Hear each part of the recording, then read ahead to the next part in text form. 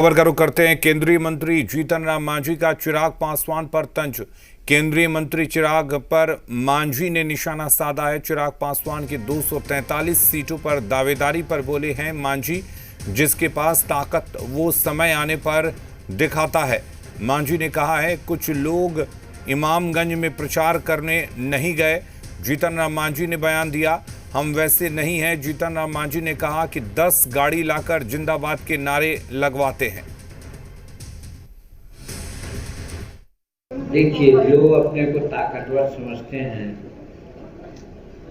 वो दुनिया को दिखाने के लिए वो कुछ कुछ बोलते हैं, लेकिन जो ताकतवर होता है कुछ नहीं बोलता है। वो समय पर आने पर वो अपना वो काम कर लेता है। तो इसी प्रकार से जहाँ तक हमारा हिंदुस्तानी अवाम मोर्चा सेकुलर का सवाल है, हम जनमानस में, हम जहानाबाद में, गया में, गांधी मैदान, पटना में, जमालपुर में, दुनिया में दिखला दिया है ताकत कि लाखों लाख लोग आते हैं बिना पैसा बिना कौड़ी अपने से कोई मैनेज करते हैं। हमको तो ऐसा पता चला है कि 10-20 कार रहता है, 20 कार में 10 कार या 12 कार रहता है एक जगह में, और 10 कार और आगे चला जाता है दूसरा पोस्ट में। यहाँ पर जिंदाबाद जिंदाबाद जिंदाबाद होता है, लगता है बहुत है। फिर वो आगे बढ़ते हैं तो ये जो है फर्स्ट वाला वो चला जाता है 3rd पॉइंट पर, और 2nd पॉइंट पर जिंदाबाद जिंदाबाद। ऐसा हम लोग नहीं करते हैं, भरोसा हम लोग नहीं करते हैं। समय आएगा तो हम लोग दिखला देंगे कि जनता का क्या हम लोग का समर्थन है, और हम लोग अनुशासित पार्टी है। तो केंद्रीय मंत्री जीतन राम मांझी ने चिराग पासवान पर तंज कसा है। दरअसल चिराग पासवान ने 243 सीटों पर अपनी दावेदारी की थी और चिराग पासवान पर तंज कसते हुए कहा कि जिसके पास ताकत आती है वो समय पर इस तरह की बयान देता है। दरअसल चिराग पासवान ने 243 सीटों पर दावेदारी की बात कही थी। सनी हमारे साथ जुड़े हुए हैं। सनी, किस तरह से देखा जाए जीतन राम मांझी के इस बयान को, वो भी बिहार विधानसभा चुनाव से पहले?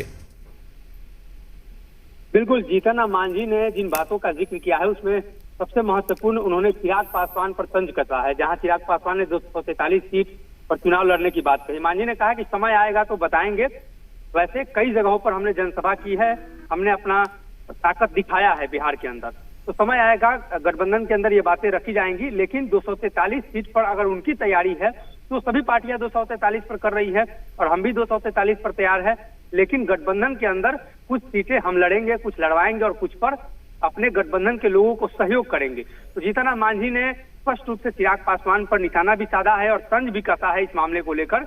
और इमामगंज चुनाव को लेकर चिराग पासवान प्रचार करने नहीं गए थे पिछली बार, तो ये बातें जीतन राम मांझी कई बार मन से कह चुके हैं और आज एक बार फिर से उन्होंने दोहराया कि हम वैसे नहीं हैं कि चुनाव प्रचार करने नहीं जाएंगे। कई लोग हमारे चुनाव प्रचार के दरमियान नहीं पहुंचे थे। साथ ही उन्होंने चिराग पासवान की जनसभा में लगने वाले नारों को लेकर भी टिप्पणी कर दी। तो निश्चित तौर पर यह कह सकते हैं कि जीतन राम मांझी और चिराग पासवान के बीच इसके पहले भी कई बार अप्रत्यक्ष रूप से दोनों नेताओं के बीच जुबानी जंग हो चुकी है। और एक बार फिर से जब ये सवाल उठा 243 वाला, तो निश्चित तौर पर जीतन राम मांझी ने तंज कस दिया। लेकिन उन्होंने अंत में ये बात कही कि हमारा मुख्य उद्देश्य और मुख्य लक्ष्य नीतीश कुमार को फिर से वापस लाना है, एनडीए की सरकार बनानी है और इसी हिसाब से हम लोग काम करेंगे।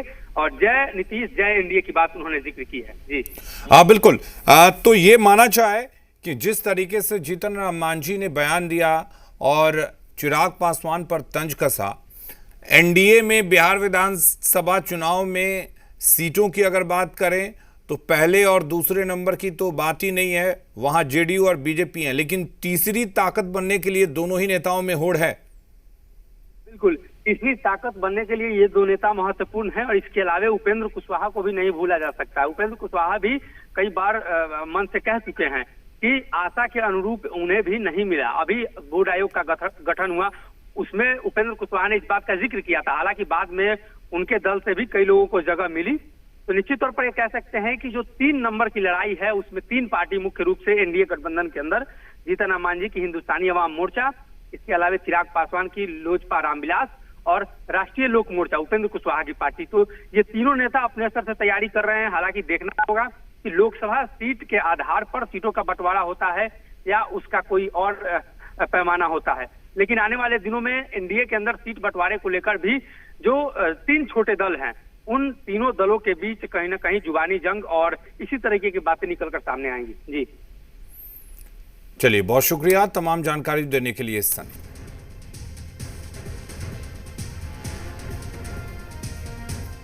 और इस बुलेटिन में फिलहाल के लिए इतना ही। खबरें जारी है।